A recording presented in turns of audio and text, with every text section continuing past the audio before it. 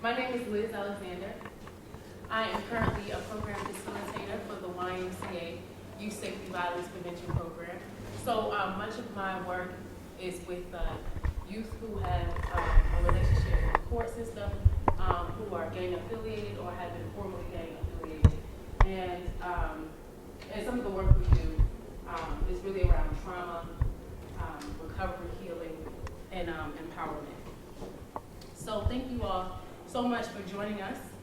I'm really excited about this conversation.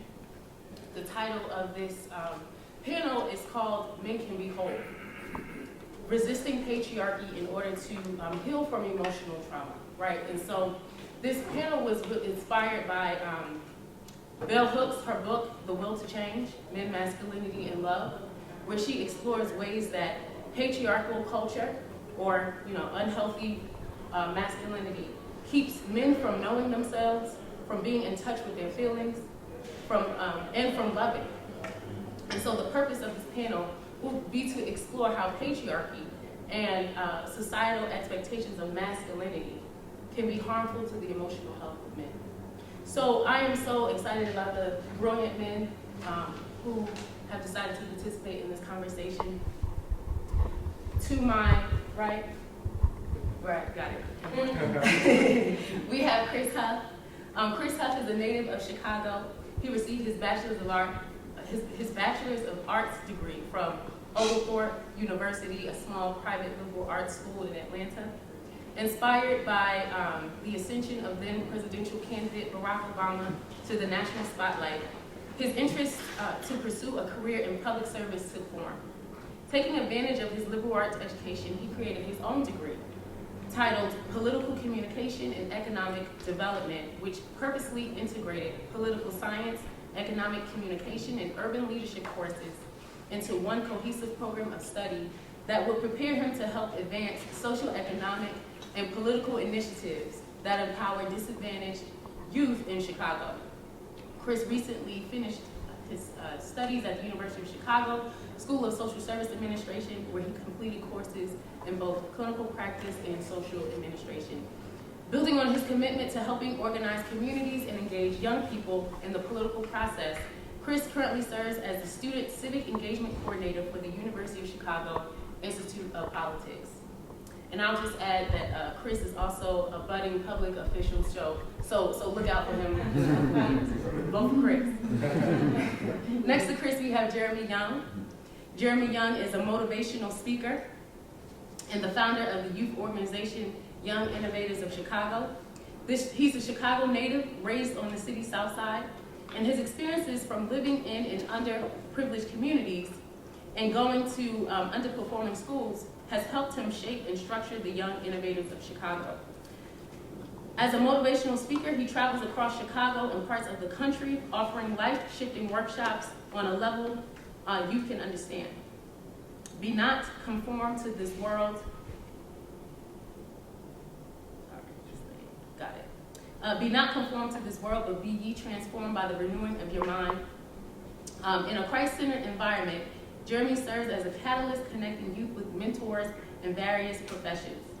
His passion for youth has caused him to take a stance with them against the challenges that they face. His tagline, "Let us build our community youth by youth." Next to Jeremy, we have Dr. Obari Cartman. Dr. Cartman is a father, son, brother, uncle, thinker, writer, therapist, photographer, and drummer. He is a Chicago native where his cultural and educational foundations were firmly planted by several African-centered institutions and communities. He received his undergraduate degree from Hampton University and a PhD in clinical and community psychology from Georgia State University. Currently, Dr. Cartman works as a restorative justice coach for Chicago Public Schools and is the author of a soon-to-be-released book and mixtape that is a critical thinking guide for young Black men about relationships and manhood. And last but definitely not least, we have Diallo Kenyatta. Born and raised in Kansas City, Missouri, he has a diverse academic background which consists of allied health, diagnostic imaging, political science, and public policy. He is an eco-entrepreneur, co-owning a vegan catering and wholesale business, and has a master's in public policy. He has been engaged in the Black liberation movement since he was 14, where he works to unite and empower the Black community using grassroots methods and communal resources. He is currently the national coordinator for the Black Star Action Network International, an organization founded in West Africa and is seeking to expand its efforts in the U.S. He works for Pan-African economic and cultural development and social justice. Thank you so much, brothers. So, just for the context of this conversation, I'm just going to assume everyone has a general understanding of patriarchy, or should I give a definition? You should give a definition. Got it. I'll give a definition, right? So, patriarchy, for Bell Hooks, she says that it's a social and political system, right, that says men are endowed with the right to dominate and rule over the weak, and that dominance is maintained through various forms of psychological terrorism and violence. And as a result of this, men are dehumanized and incapable of giving and accepting love. And so when I say emotional trauma, I'm talking about deep emotional pain, right? And the ability to deal with that pain, yes, and the ability to deal with that pain and to name that pain. So I'm gonna begin dialogue, right? So brothers, assuming that you have been impacted by negative societal expectations of masculinity, or as Hooks calls it, patriarchal masculinity, how have you internalized these messages? In your opinion, what impact have they had on your emotional health and the emotional health of men overall? I can start this way, work my way down. First of all, I think Bell Hooks' definition of patriarchy totally collapses when applied to Black men in the United States, and perhaps even on a global scale. I mean, it's obvious that no one is pushing the Black man towards on a social scale, because patriarchy suggests a governing system or a governing ideology. And we know the governing system and ideology of the United States has never put the Black man on a superior or dominating level, from chattel slavery up to today. I mean, even as we have a African American sitting at the seat of power in the U.S. United States government, Barack Obama, we still see the blatant disrespect and disregard and evaluation of him as a man solely based on his heritage. So, working from that point of view, I'm going to pretty much, try to still filter my answers through that conclusion that I've drawn. In terms of internalizing the messages, I've never felt that I was a benefactor of male privilege. I grew up in a matriarchal home, it would be defined that way.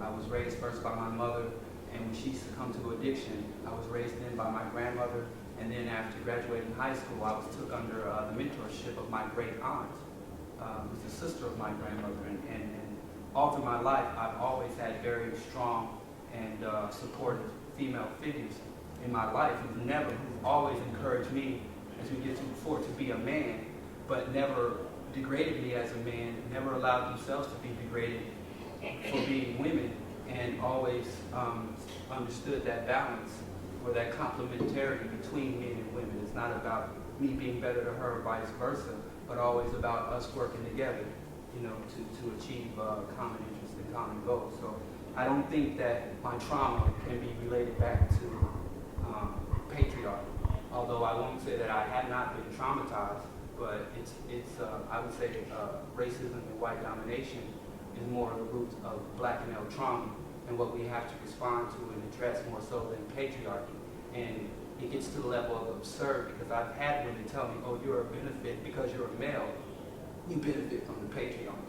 But I always ask for evidence of that, statistical, social, cultural, historical evidence that Black men have benefited from the patriarchy, which I acknowledge exists, but I don't think we were included. From the writing of the Constitution to determining international and social policy today, Black men are not at the table as controllers or even benefactors. At best, we're servants, even if we're glorified servants.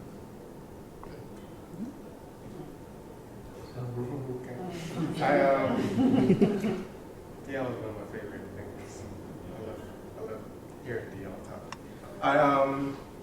arrested a couple weeks ago. I was in Atlanta, and it's a long story. But the thing that's important to me about that story was being in jail for the first time, ever thinking about having to like stay. That was the first time I've been arrested.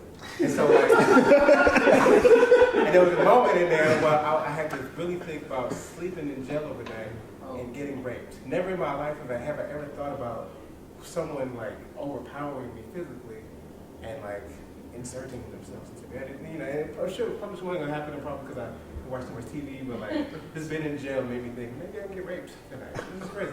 And so, as I was telling that story to a woman friend of mine, she was telling me that she has that feeling lots of times. And for me, that's one of the things that I think is the teetering of the black maleness, that we're in the middle of a place where we have some power in some places, and sometimes it's the myth of power, perceived power, or like just physical power in just real basic kind of ways. But at the same time, in a context where we know real clearly that we don't actually have control.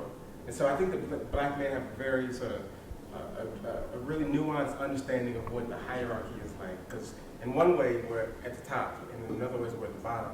And so what happens when you go out into the world and you experience the hierarchy that Diablo clearly explained, but when you go back home, you feel like I can create a control over a household where I do exert a level of power, where I do sort of dominate, where I do am aggressive and I'm domineering and assertive in a way that feels like, right now, I feel like I'm the most powerful man in this house, or when I'm around young people, or when I'm around someone that has less advantages than me. So we sort of, in the experience of not having power, we try to find ways to pretend like we have power. And I think in those moments, we get really, really dangerous exertions of the myth of power. And I think the black man has a really sort of unique perspective about what that looks like. And so for me, when I think about the times in my life when I have tried to pretend like I'm in control and pretend like I have power, a lot of those times have been in relationships with women, and sort of growing up and being around, you know, I've been in school my whole life, so there have always been lots of women around. I play drums, there's always African dances, I do like artsy kind of stuff. So there are times in my life when I felt like I could be manipulative enough to have a bunch of women around and sort of have my way with them. Tell them whatever I wanted to tell them, spin stories, control dynamics, be emotionally sort of distant enough and detached enough, but intellectually be able to sort of, you know, navigate a system in a way that I feel like I'm in control of it. And life always tells you real quickly, when you think that you have a plan, that there's something else that's guiding things. That there's always other factors that you can't always maintain. There's always something's going to pull the rug from under whatever sort of scenario, castle in the sky you sort of built for yourself. And for me, that's happened several times in my life, and I felt like I had an idea of control and power and a myth of sort of dominance, but I was reminded real quickly that I'm kind of just in this. I'm vulnerable to the powers that be, the dynamics of the people around me, the uncertainty of what life is about. And so for me, I think there's been lots of times when I've had to deal with trying to think about what it means to be a man, and thinking that means being strong and dominant and in control, but reminding myself that it's really about being humble and being submitting to what my purpose is and what the other needs of my community are, my family are. I think there's a constant tension for black men in having to figure that out. So I'm gonna try to reel this back in a little bit. Well, I think when it comes to your question, first I try to not generalize things and say it's a world thing. You know, I think you only know the world through your perspective, and that your perspective is through what you see on a day-to-day basis. You know, so a lot of, like, even if I go to a school, I tell the young people, of course you live inside of the world. You know, like we live in a galaxy as well. You know, we live inside of the world. But you don't know the world, you only know what you are around and what's surrounding you, right? So I think that kind of forces people to become almost, I don't want to use the word slave, but almost like, I can't think of nothing else, but slaves to their environment and what they witness on a day-to-day basis. So with that being said, of course, we do get into a situation in inner city, just coming from that vein, where being masculine means aggressive. You know, being masculine means the protector, the provider. You know, all of those the psychological box they put us in. You know, as far as, and I think you should. You know, as far as what is a man. You know, and I think it do pigeonhole us emotionally because of the simple fact that even I can think back with my father. You know, we get a whooping, right? And then if we crying a little bit too long, we being like, oh, you a girl, go on, get out of my face, you know? So it's like, even when he say, stop crying, you ain't no little girl. You know, so it's just certain things like that they put into your subconscious, like, that you just never forget as a man. Like, so men don't usually cry unless it's something very, very, very, very deep. You know, and it's like, you usually don't let people see you cry, you maybe go in a corner or something like that, you know? Or you, on a defense, you know, men don't show emotion, you know, which does goes into the fact that if you go into a community, like Inglewood sort of say, I'm just be honest with you, you know, one, I don't dress like this when I'm going out there. Two, I'm not playing, you know, Hail Melvin and all the rest of those type of guys. I may play me some Chief Keef or whatever the case may be. I'm just being honest, you know. And if I stop at a gas station, automatically, you can ask her. I tell her not to even stop at gas stations at night. But when I stop at a gas station, if I'm in certain parts of in the city, you got to put your mug on. You know, you got to put your masculinity on. You know, you can't show people that you're a prey. You know, as a man.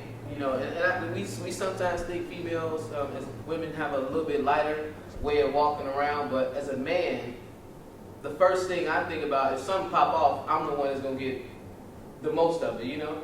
So that's the vein that we always come from, and I think it's a correct vein. You know, I don't necessarily think that that we just biblically we created the heads, and you know, just like how the level of the family goes. So it's almost a natural reaction, you know, because of how we groomed ourselves. So to say, if that makes any sense to you.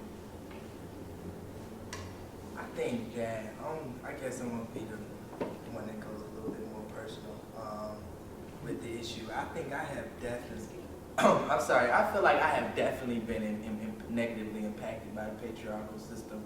I think in many respects, I think growing up, a lot of what you were talking about in terms of certain directions you're giving or roles that you're told that you're supposed to play as a black male within your household in terms of economics, in terms of making money, in terms of taking care of, you know, business per se, and really feeling as though you're not supposed to ask for help. I think I grew up under the idea that asking for help was something that, as a man, and particularly a black man, that's something you don't do.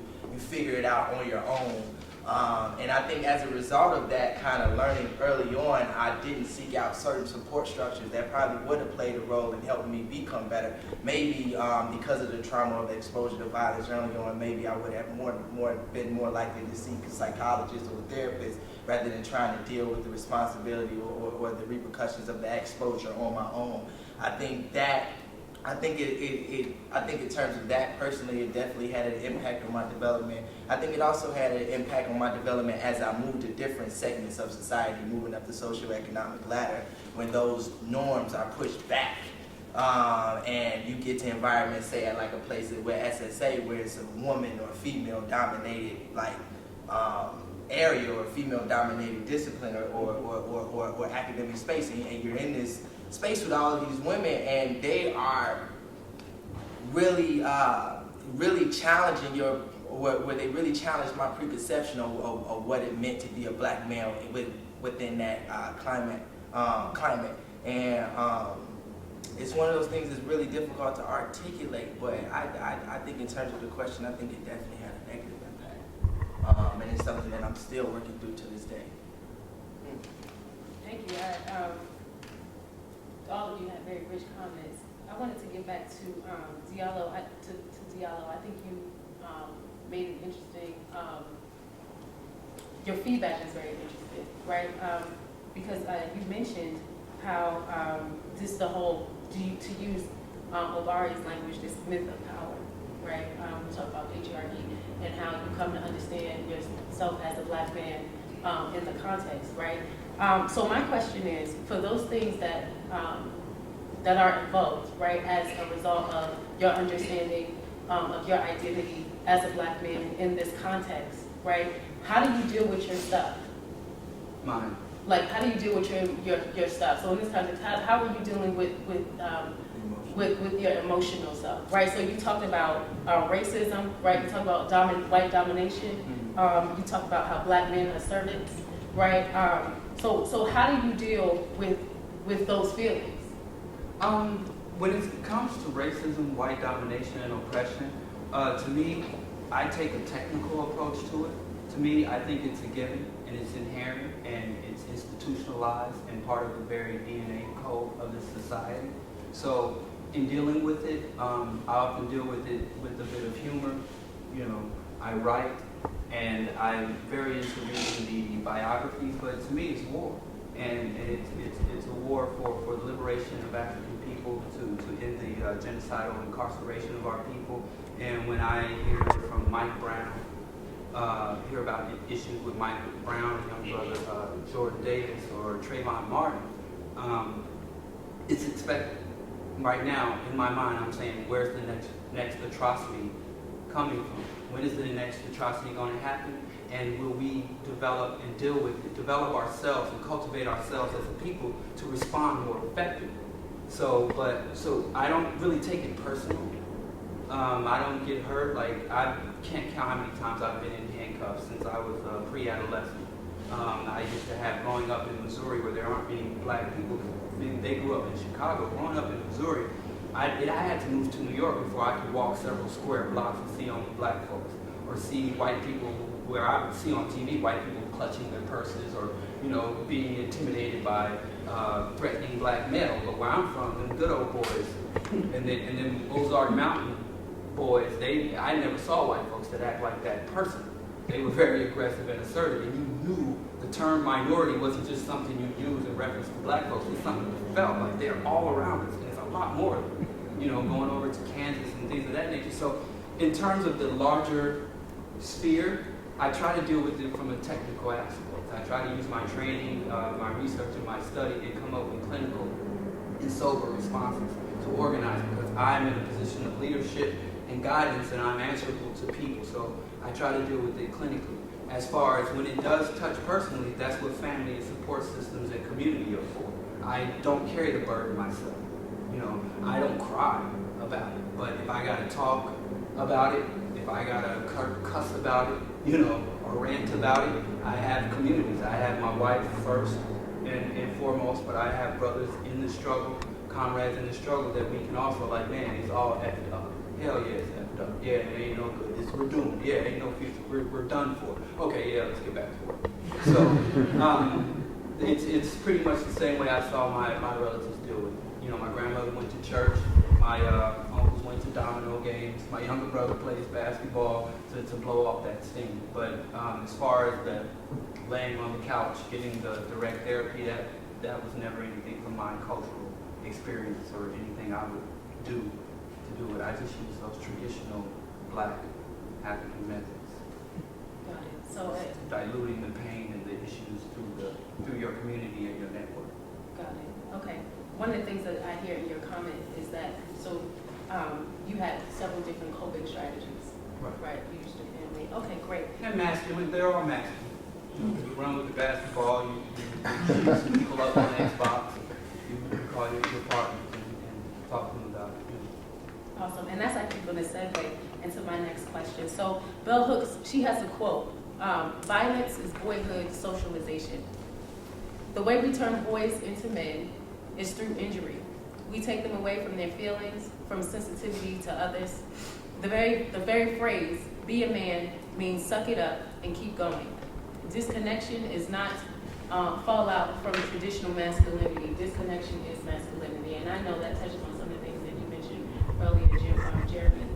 So my question is, and I know you gave some examples, but just thinking back to your own experiences growing up as a boy child, would you say that, could you identify to some of that stuff?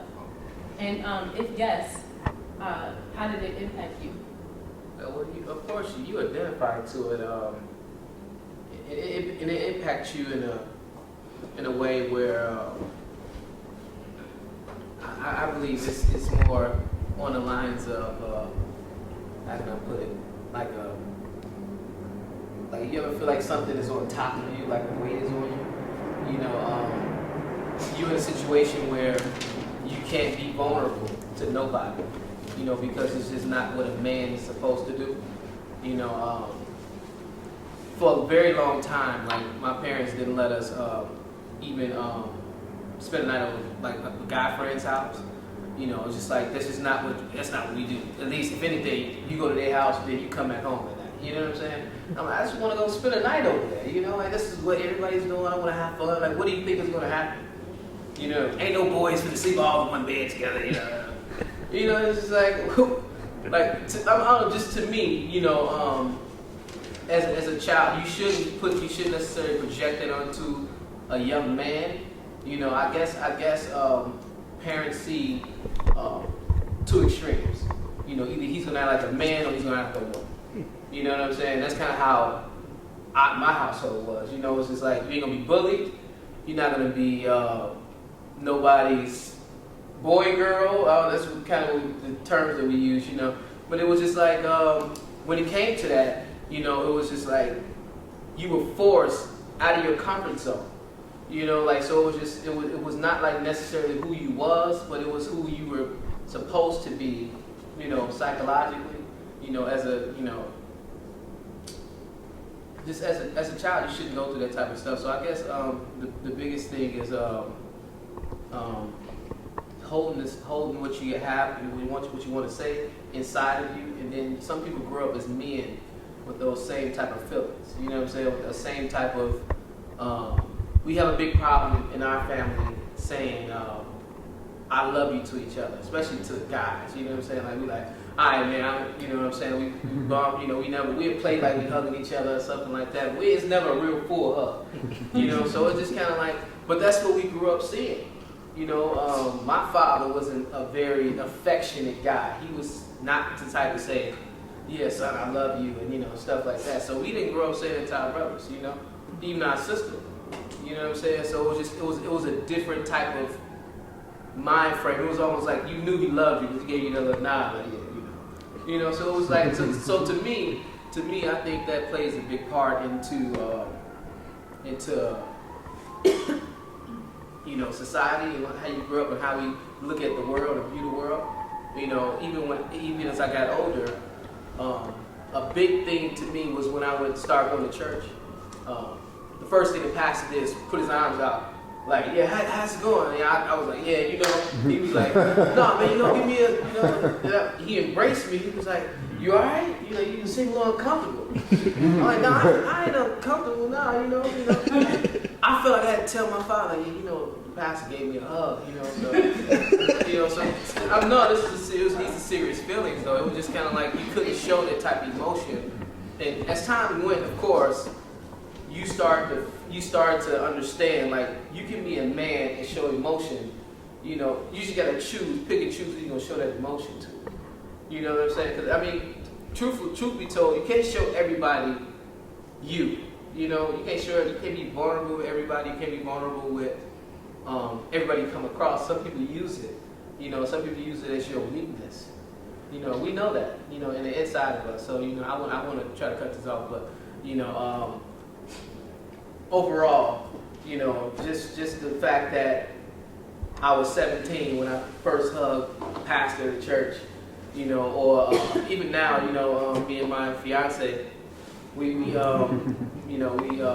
over at the children's church, you see a lot of the kids just run up on you, like in between your lap and stuff like that. And you kind of like, oh, okay. You know, so just those unconscious things that, you know, that they put inside of you as a kid that just kind of like ripping apart now, you know, and it's kind of like putting us, the real man, into some type of masculine role. And now we thinking, oh, these ain't real men out here. These kids are kind of like a little You know what I'm saying? Like, so I just think that's the biggest thing about growing up with that type of stereotype.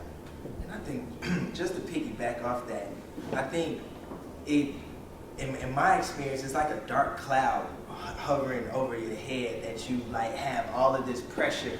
It's like it like this dark cloud kind of turns into this like pressure to be like like not masculine, but the pressure to be like this to achieve this standard without having a proper outlet to like kind of go to. Because I think not everybody, in many respects, like me growing up, didn't really have a strong family structure. I was just raised by my mom. Really didn't grow up in the church, so didn't have any real relationship with the church. Didn't really have those natural African outlets that, or traditionally African American outlets that folks use. So the people within my neighborhood became my like, that was the actual place where I would like kind of relieve some of that negative energy. And I would relieve that negative energy based upon what I thought was an acceptable practice, whether that be fighting, or whether that be picking up guns, or whether that be hanging out in the streets, whether that be smoking marijuana. Those are the ways that I learned how to cope with that extra pressure to be successful and be a man within this climate where you are kind of in some respects, like you're part of this patriarchal system, correct, but you're like second class within this patriarchal system. So how do I maneuver and be successful? And I think that cloud produces a sort of almost depression that kids have to learn how to deal with if they don't have those outlets to go to. Well, I actually went through all this, and I'm grateful for it.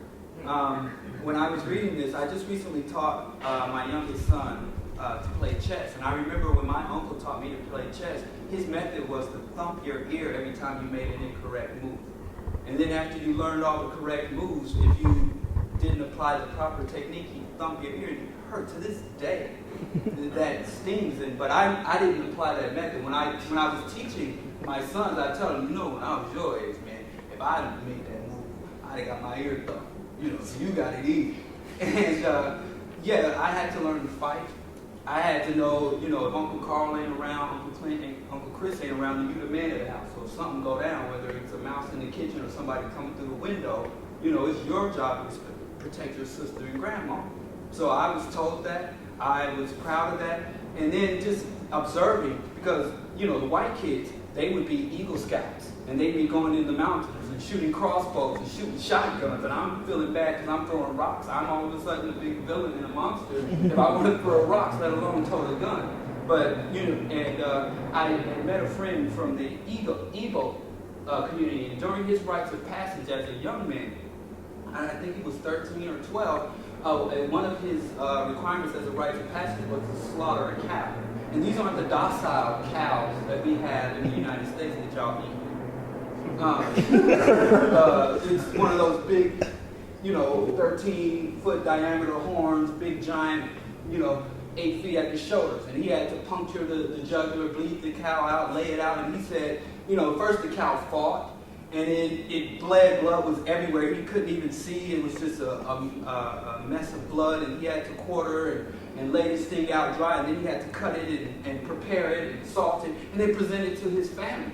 Like, okay, now I'm a man and I'm a provider and I've shown this and I'm worthy of tending. I can't tend the cattle if I'm not willing to do the ugly stuff. So, and I'm like, wow, I wish I had something like that. But as I walk through my, being marched down the street, like, you're going to fight me, or somebody messing with your brother, you got to step up and take that way. Okay, you get a little job, okay, go buy your sneakers, go buy your cassette tapes. But you got to throw a little in for toothpaste and deodorant too. It ain't just kitty stuff anymore. So that socialization, even through violence, I think was healthy if it's processed properly. If you are within your proper cultural context, I think saying that as a black man, I'm a member of an oppressed group, of a hounded group, a group that has yet to reach its proper station in this society or in the world. So there's certain skills that a male needs, and the capacity to ingest and digest violence. To when violence is presented to me at the gas station or in the streets or in my home, I don't seize up. I'm familiar with this, and I know how to engage this and navigate it and get a desired outcome, whether that's a cessation of violence or enacting superior violence to end the threat. So I think if black men, we've been told our violence is bad. And we're the criminals of society. Now, we don't have any aircraft carriers.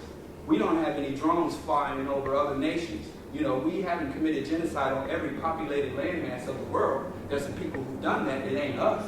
I mean, we've been enlisted and constricted in those actions, but we've never directed those actions. But we're the ones who are supposed to pretend, make other people feel secure in our presence.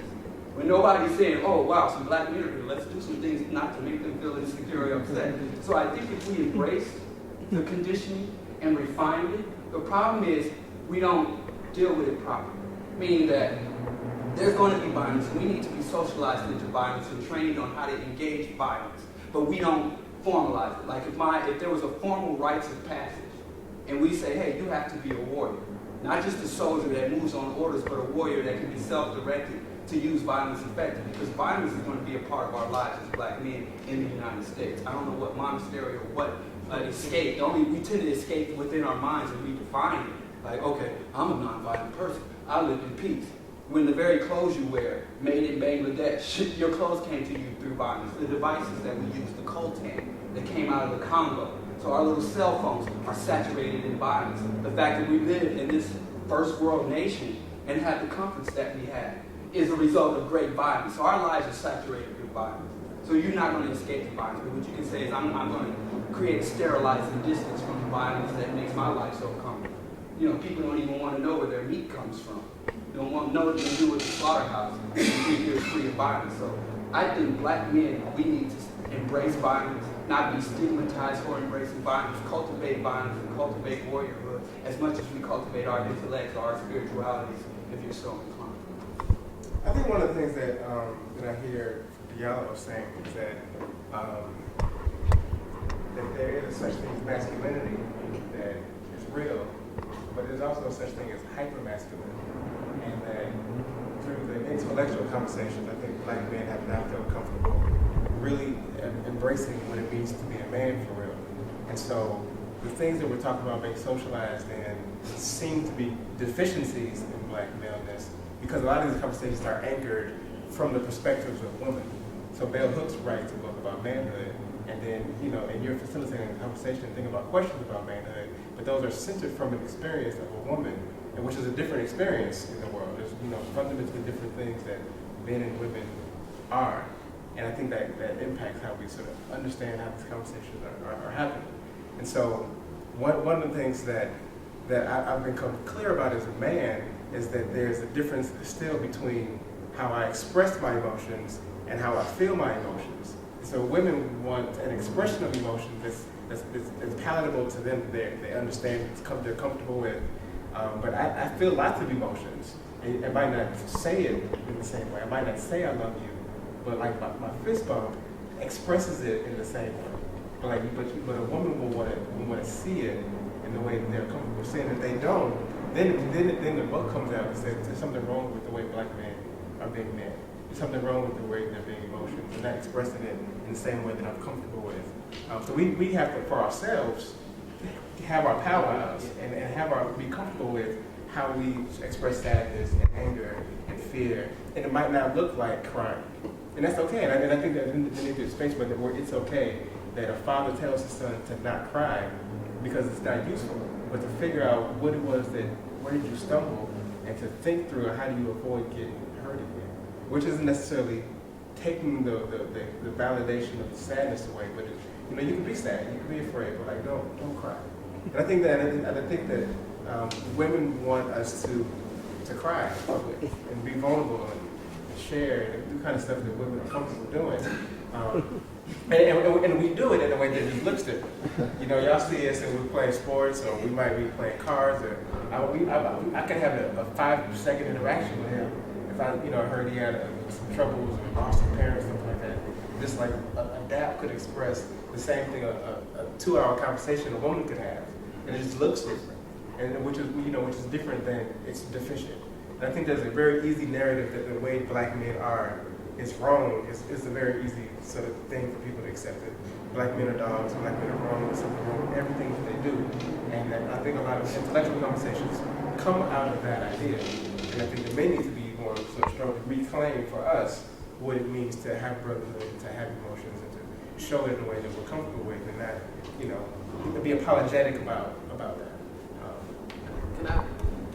Because I mean, I understand exactly what you're saying, but I do feel like when it comes to first, I don't want to ignore the fact that women don't want like a sensitive dude. Like some people do. Like maybe there's some, you know, I've yet to kind of meet somebody that's just like, come on, baby, cry on my shoulder. You know what I'm saying? You know, every time something happens, like, hey, you know what I'm saying? You can't do that. Like just like.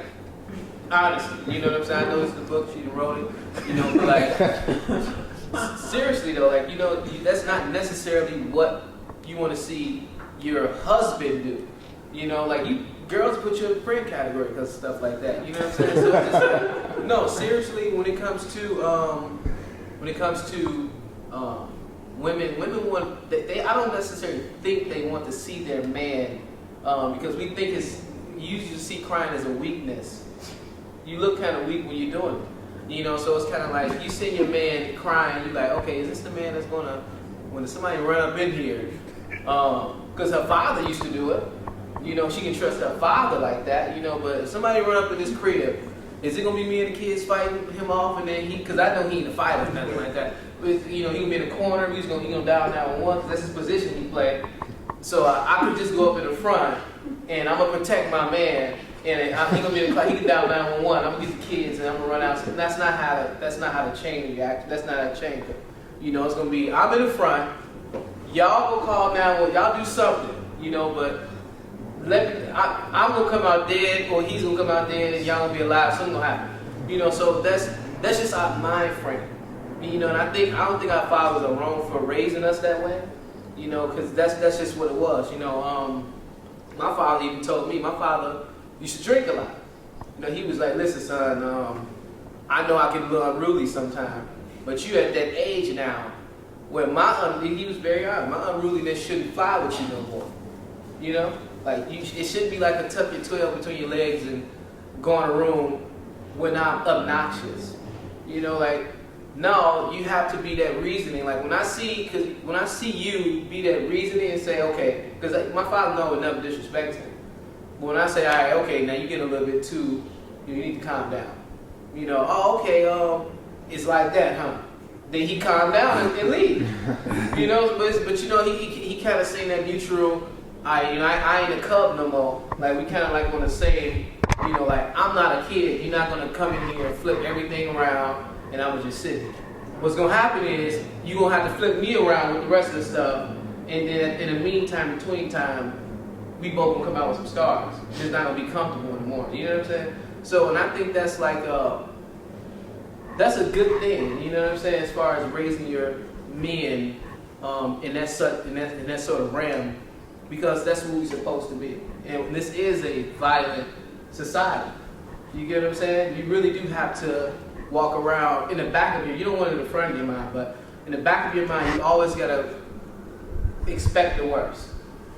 If I go to this gas station at night with my wife or kids and my fiance, you know, and somebody wants to try something, I gotta be here, or I gotta know what I'm gonna do before it even happens.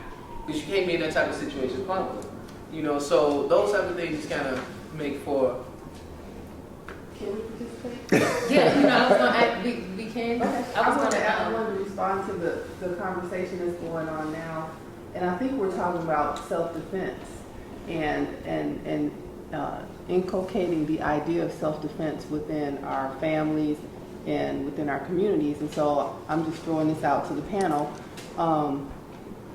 Women need to have that same sense of being able to protect themselves when you're not around. So what's different? What's the difference? Like, how is it different for a woman to, and why don't we teach our girls and women this idea of self-defense? Why isn't that not a communal-wide idea? Why do we accept the idea that it's primarily the man's role? Our communities are we have different kinds of structures and families. We have, you know, families of choice, people who don't have men in their lives that they're close to. So why are we accepting the idea that that's primarily the man's responsibility? Well, I don't take that position at all. Really, one of my governing positions is there's no hierarchy among slaves. And when an oppressed people are oppressed, I can say, I'm the man, I run the house. And then I got to go to Gerber to feed my son. So, or earn cash to feed my son, and the cash has, dead enslavers and slave rapists of my ancestors on it. I have no illusions about my standing, and I don't try to puff out my chest. So to me, I didn't go out into the world to find a woman to protect. I went out into the world to find an ally in my struggle for my individual and collective liberation. So when I go out and buy a set of boxing gloves, then I want to her to get a set of boxing gloves. If I go out and shop for a revolver, then I want to get hers. Then maybe yours can be, you can have the pearl handle revolver, or you can get a lower caliber. Then I will buy, but you're going to have yours, because when I'm gone, then you are the protector. So, my wife is a warrior. My wife is a scholar. She's everything that I am, but I don't expect her to be the way I am. I'm physically a little bit stronger than her. I can do more push-ups. So the way I engage it, but I respect women's power. In fact, I think it's absurd to pretend like women are passive, victims in need of our protection and what we provide to them. That's never been our culture. That's never been from our ancestors on the continent to our time in the plantation, to our time under Jim Crow, to our time of post-racial racism. That's never been the black woman's role, where the woman sat at home in an apron, leave it to Beaver type. The woman always had to help the black man and fight alongside. Fannie Lou Hamer, Chelsea McIntyre, Dr. Chelsea McIntyre, Harriet Tubman, all the way to Nana Asante. So those are the women and the type of qualities I look for in my wife and the women I work with. I'm sorry to suggest that, so maybe the title is causing us to strictly speak from the male point of view, but that's not, I don't think anyone's point of view that the women. No, I think we all agree with that. But that I think raises a question for me about roles. You talk about roles, and I think that there's something very peculiar about black men trying to figure out what our place is in this thing. And women's role as life bearers has always been valuable and important and undeniable, and we have to sort of, participate that in like 2 seconds that it takes for us to plant seed in. But after that, we kind of sit back and watch that process. And so then I think there becomes a question for men and sort of finding our place and figuring out what our purpose is and what our role is. So we want to feel like that is our primary role, to be the protectors and providers, which is difficult in a place where we're not able to advance through schools as much, where we're not earning as much money. We still probably make more money on the dollar than women are, but that's changing in Black America. And so as that changes, Black men are going to have to figure out then what. If where women are equal, they're bringing home more money than we're bringing in, and they're having children and raising children, which we have to constantly have to figure that out. Then what is our place? And again, I think it comes back to us having to make it up as we go along, but I think there needs to be more standards around that. So, women are still bringing home the children and the bacon now. Well, what are you going to do? How do you step up? How do you be responsible? How do you be accountable? How do you build? How do you provide? How do you do that in tandem with your partner, but have a specific, unique role to play in that women have prescribed naturally? The men have been having, part of the design is Black men have been removed from their ability to do that, because if you're strong and able to control your own stuff, then you're a threat to the status quo. So you can't let men do that, but you can't stop women from being Black men. So I feel like men have to figure that out, but we haven't had yet, particularly as things shift. Okay. I just had a question. Yeah, but go ahead. Oh, I was just wondering for the panel, in keeping and understanding roles, I've been teaching school now for 15 years, and I've seen a very, very clear role reversal for boys and girls from junior high all the way through high school, whereas the girls are becoming a lot more, taking on a lot more what are considered traditionally male roles. They're a lot more aggressive. They're the ones in the classroom. They're more assertive. They're the ones that kind of are more forceful, and the boys are the criers, and they're the ones that that complain. They're the ones that will seek the approval of the girls. It's from what I saw in the late 90s to what I'm seeing in my classroom yesterday. I see that, and so as black men, I'm wondering if you feel like there is a need to preserve your place. Because just as I feel like the woman has a prescribed role in life giving and so forth, there is a clear masculinity, there's a clear strength and power in men, and is it important to preserve some of the traditional roles as opposed to surrendering them and trying to figure something different out? You can. But I was gonna say that I think in my experiences, I think it's important. I think preserving the role is something that I think I would caution. But more so, I think I would caution that because of the connection and self-esteem that for young males in terms of that your role, or that role has sort of an intimate connection to how that person views themselves as a person, or successfully maneuvering or growing through within society. And I think if you kind of snatch that away, what you get is a kind of a confused individual, or a person kind of lost trying to figure out, which I think even dampens the self-esteem even more.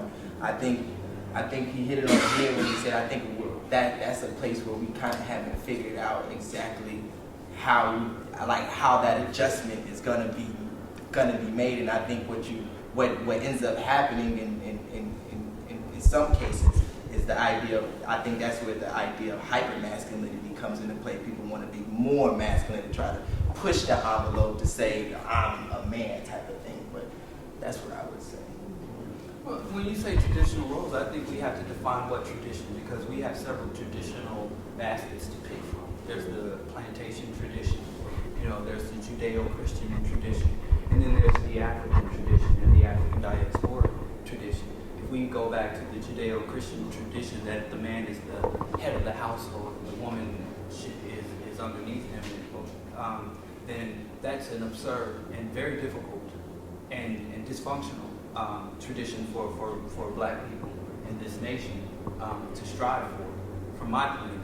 But if we go back to the African tradition, there was never, that I'm aware of, in my studies, this thing of the man is the provider and the woman sits at home and tends to the babies and eats bonbons or whatever. That's never been our tradition. So the role reversals, I think, is much bigger than people's choices or any youth's choices. I think it's a larger society.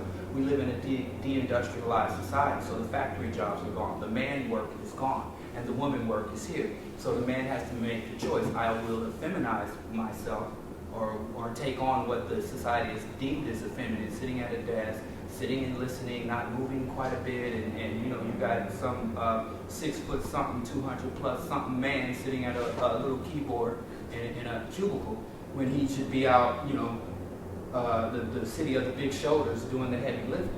So that work isn't available, and when it is available, they have everything from exploited migrant labor to other exclusive racist unions. So what I think is the black man has to do is, now that we had this detour from our black liberation struggle and we got integrated through affirmative action and we got some good jobs, and that was a temporary holdover, we got to get back to that struggle. And as many of our previous revolutionists told us, if you don't have a job, that don't mean you have work to do.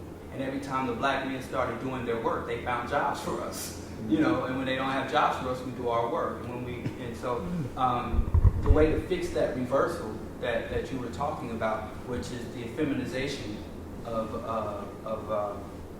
the boys and the assertiveness of the girl, and as they were saying before, I don't need a man, or if I'm gonna give him the man, he gotta make more money than me, and then your options fail. We have to again retreat to our culture and stop with the integrationist efforts. Because if we go with integration, then it will be dysfunctional for us, because we're trying to fit our square mentalities into a round societal paradigm.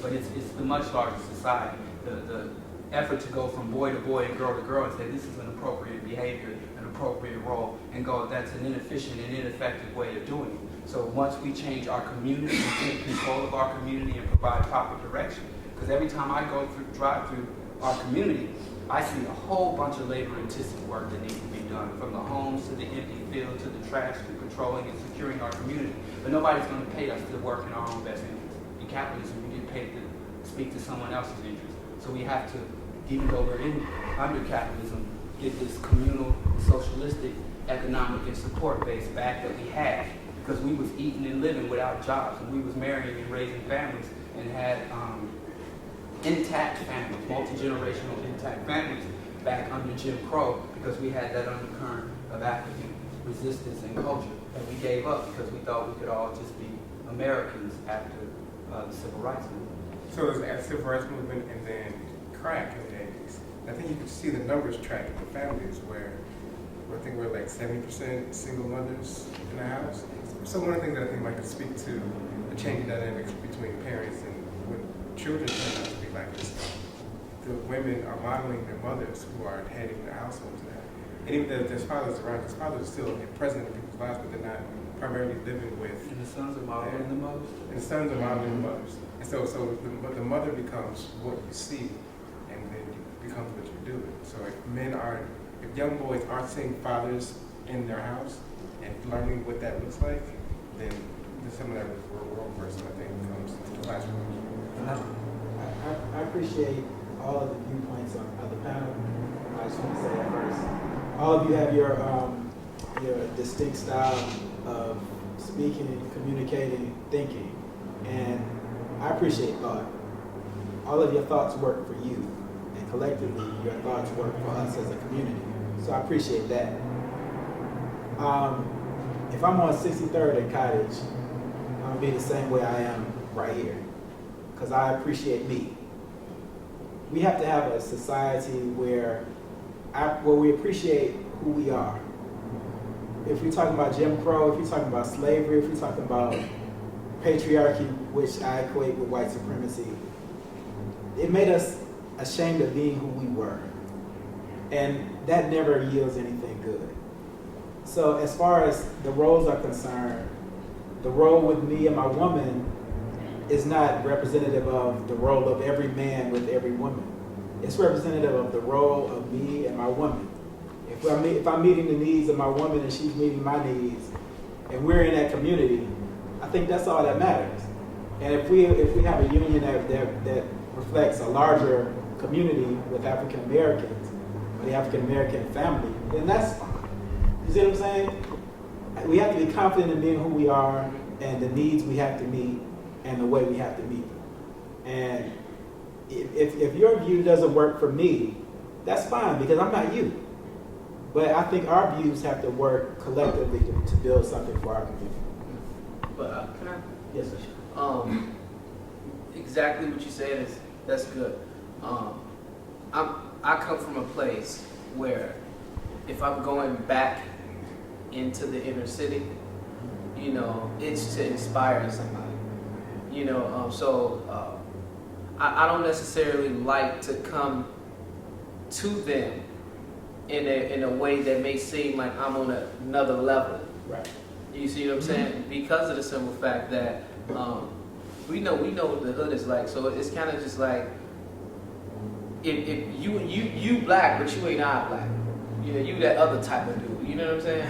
So it's just, and sometimes they get it twisted because how I dress now. A lot of people don't know my story or where I come from, and I openly tell them. I don't. It's a badge of honor for me, but it's not like hey man, yeah, so I come from the hood, man. So you should give me some respect. But the thing is, like when I go out there, I try to go out there like, yeah, so I'm Jeremy Young from that's not who I try to portray. I try to portray what they may connect with first, and then I show them how to take that extra step. Because I think the biggest thing is they get to a point where they thinking I can act like how I act, as far as masculine or whatever the case may be, or violent anywhere, because that's who I am. Ain't nobody gonna change who I am. I'm me. I'm you know what I'm saying? I'm gonna be on this college campus. I'm have my pants sagging, my t-shirt on. That's all fine and dandy, but that ain't cool everywhere. You know what I'm saying? Like if you want to, I know what cool is in the inner city, and I know what cool is corporate. You know, it's a whole different type of cool. It's almost like you get to one level, you exceed that level, and then you get to the other level, you're the beginning of that level.